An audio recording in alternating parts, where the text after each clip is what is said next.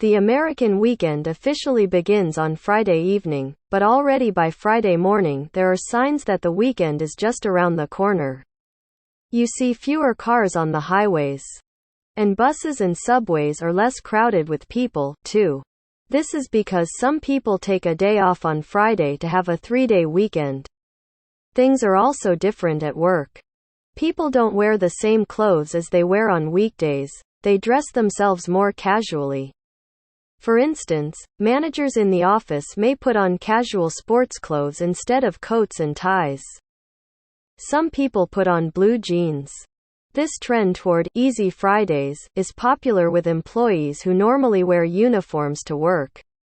In Los Angeles, for example, bus drivers are usually dressed in military-style jackets, hats and trousers.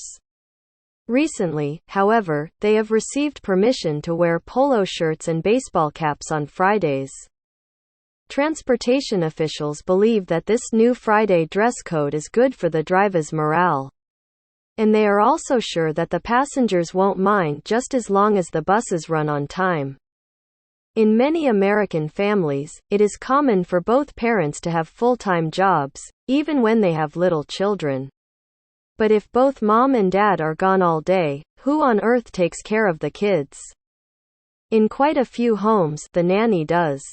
To a long time ago, only rich people could afford to have a nanny. Nannies were usually middle-aged, unmarried women who were strict with the children. They insisted on their children's behaving themselves at all times.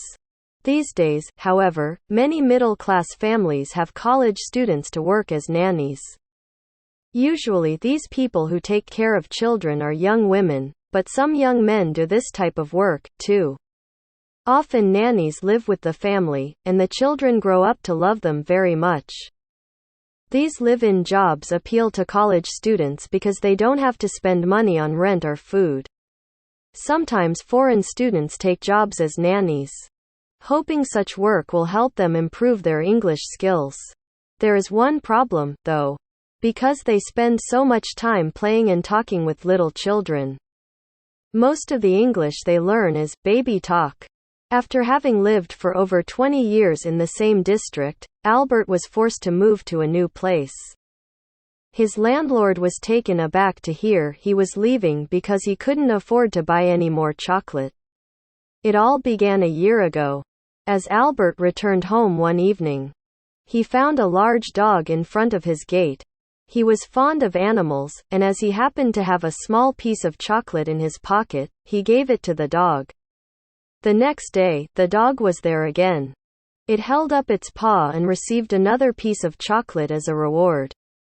Albert called his new friend, Bingo. He failed to discover the dog's real name or who his owner was. However, Bingo never failed to appear regularly every afternoon, and it was very clear that he preferred chocolate to bones. Soon the dog was not satisfied with small pieces of chocolate and demanded a large bar every day. If at any time Albert neglected his duty, Bingo got very angry and didn't let him open the gate. He was now at the mercy of Bingo and had to bribe him to get into his own house. As he had to spend such a large part of his weekly wages to supply Bingo with chocolate, he moved somewhere else.